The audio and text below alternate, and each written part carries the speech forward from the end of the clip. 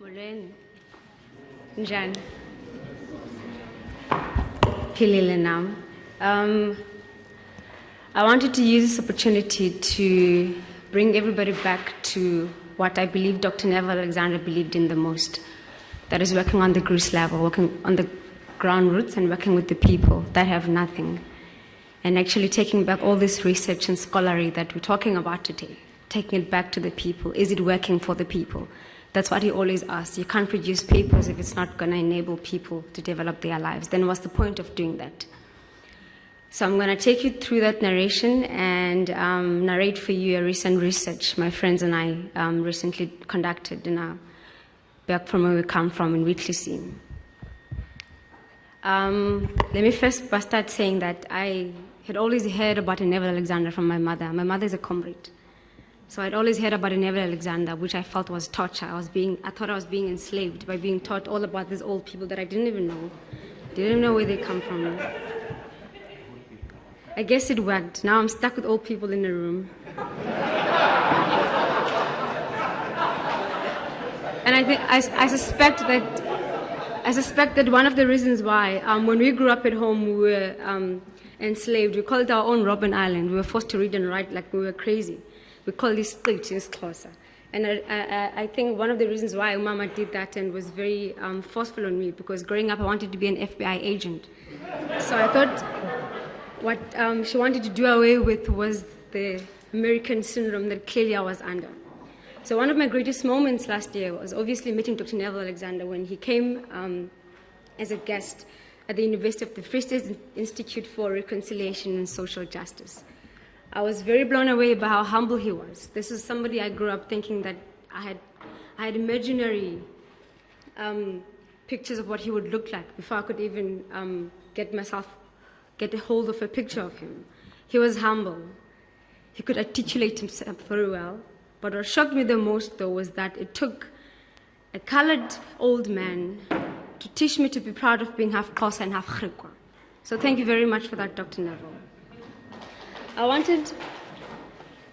want to share with you briefly some of the research that we recently did. And I will lead this short conversation by focusing on non-liberation of the marginalized, post-apartheid, and due to poor educated development that perpetuates the decay led and that was left behind by the Bantu Education Act. It's based on a research we recently completed in our hometown, and it was because we felt that we were busy shining and trying to sound all intelligent, and our schools were decreasing. There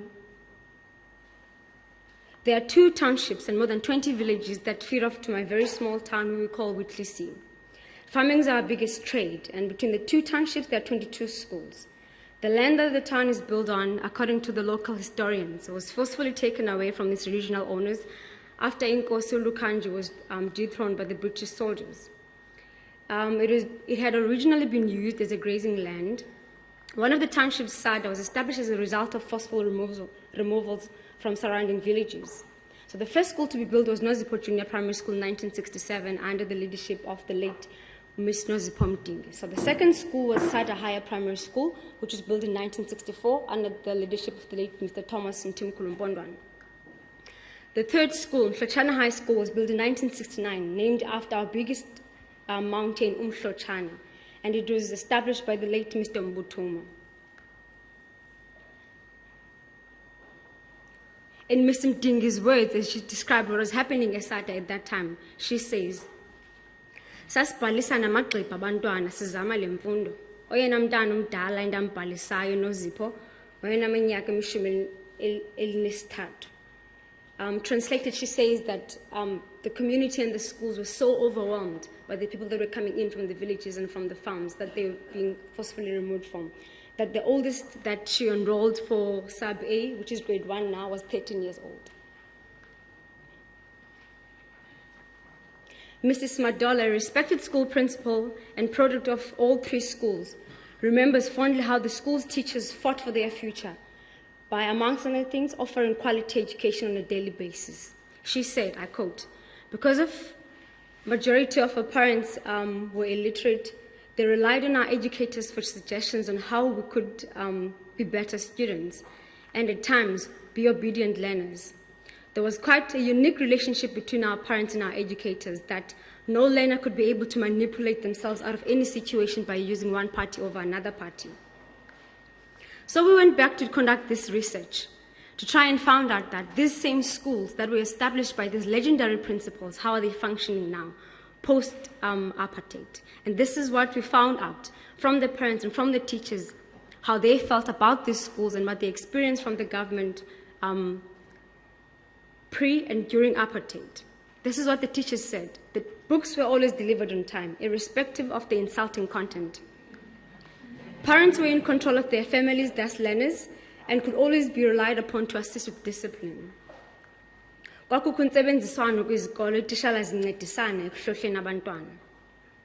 we look at the ghost of the liberated education system, that is South African educators post-94.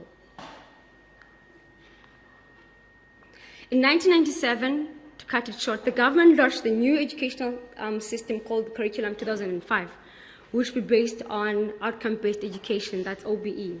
By 2006, it was clear that OBE had not been successful and was shelved. What made OBE fail? This was the first question that we asked the educators, and these were their responses. 1, the program was not properly presented to the educators. In one particular school, they remembered workshops they attended where the facilitators had no clue what they were talking about. Secondly, there was never enough time for them to grasp the content, as one week they have to be in a workshop, the following year they have to go implement that in a classroom. At this point, we were interested in knowing who took care of their classes whilst they were away. This is what one lady teacher said, and I quote, "My children will have to go and join another teacher's class who would conduct the lessons according to his or her plans. There was never enough time for pre- and post-briefing for my learners, as when I came back, I had to immediately catch up on my work. It didn't matter whether I had enough time to do that, but I had to make sure that at least I deliver what I could," unquote. So we found out from the teachers, what is it that's making them, we found out from the teachers what hinders them from producing the type of work that we youth scholars and us young people want from them. And this is what they said. 1, there is lack of support from the education department. 70% of the schools from our community that we spoke to were dissatisfied with the support they received from the department, citing amongst other concerns the unavailability of subject advisors on a regular basis. They were very critical of how some of the academic programs they conduct were imposed on them without consultation, and that there was never adequate information, training, and support being offered pre and post all these workshops they had to attend. They cited that the language that was used in all these workshops and in the training material was not their mother tongue, and that they struggled. The second point was the relationship amongst teachers. We found that there was disconnect between the teachers that were produced by the apartheid system, as they refer to themselves, and those that qualified post-94, especially after the year 2000. And they shared the following. The older teachers feel that the younger teachers walk into their schools with the "I have an honors degree" mentality and want to take over their subjects and extramural activities that they lead. They also feel that the younger teachers have no respect for them, and they laugh at how they express themselves in English. The younger teachers feel that the older teachers undermine them and treat them like kids. One said, I quote, "You would be sent like a child to go and buy a drink during break time, and if you don't, the entire staff room will be talking about abantwana bangenambeko." That's ill-disciplined kids. The younger teachers also feel that they are never properly welcomed and integrated into a schooling community. One said, I quote, "You are just introduced to the staff and asked to choose subjects and extramural activities, and then you're on your own. Boom." They cited tribalism and political influences and educator appointments as a cancer that is killing the schools. It was clear to us that if certain teachers were not part of a certain political party or affiliated to a certain liberation party, they will not get appointed. in one particular school, there was a case where a principal was turned away because he did not belong to a particular clan.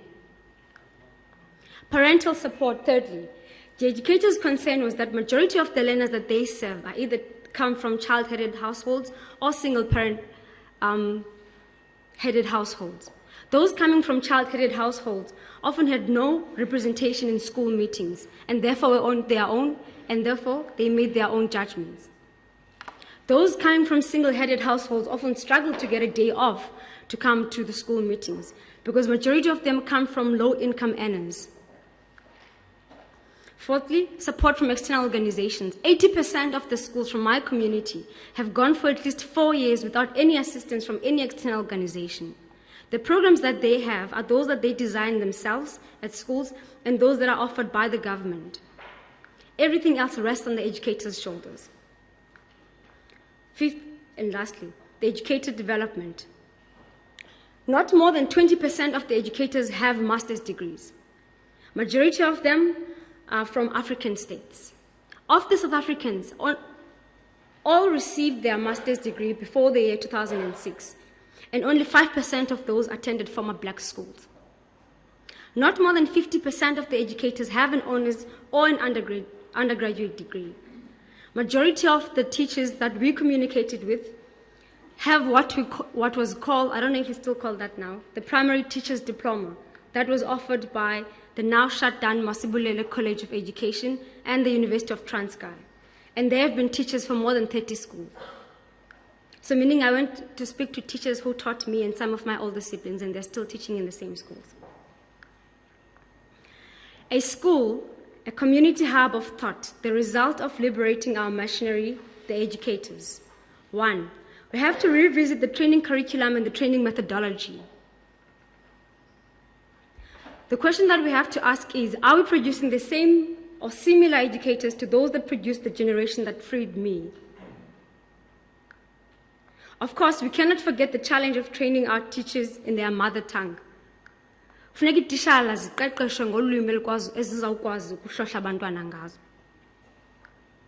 In doing so, educators will be able to advocate for social change and social justice and use what they have learned to develop the immediate communities that they will be serving.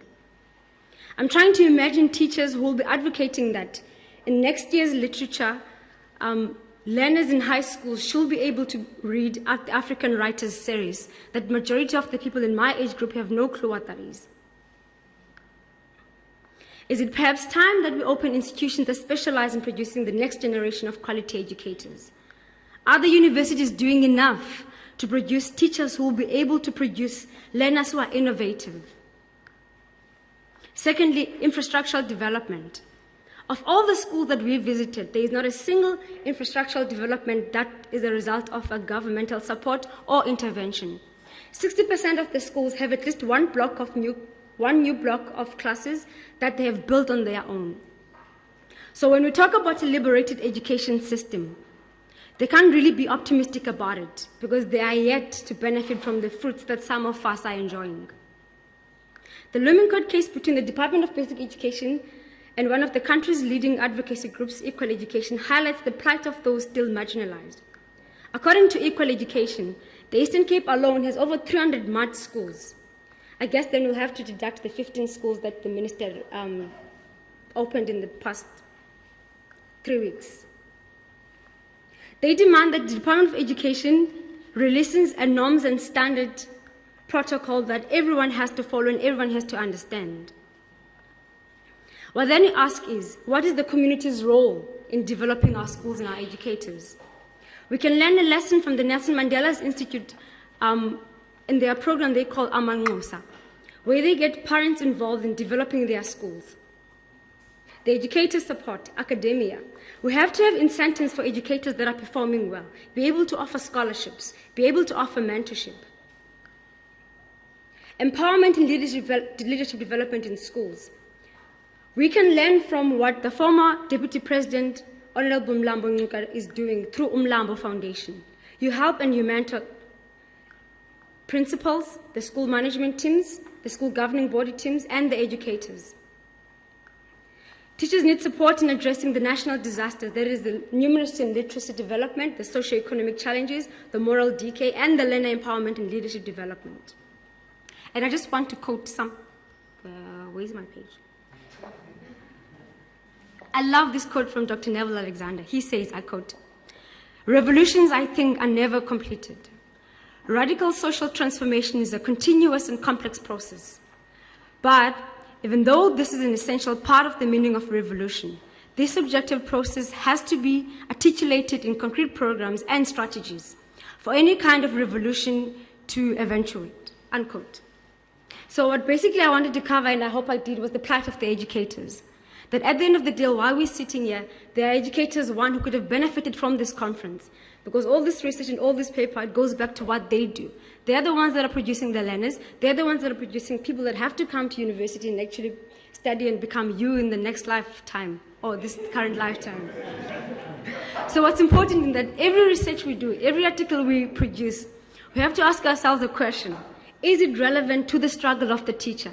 Because if it's not relevant to the struggle of the teacher, then education system is yet to be liberated. As long as we have teachers teaching under trees, not understanding what they're teaching, we are yet to be liberated. The kids that are suffering there today are the ones that are going to lead this country. So we are yet to be liberated. Thank you.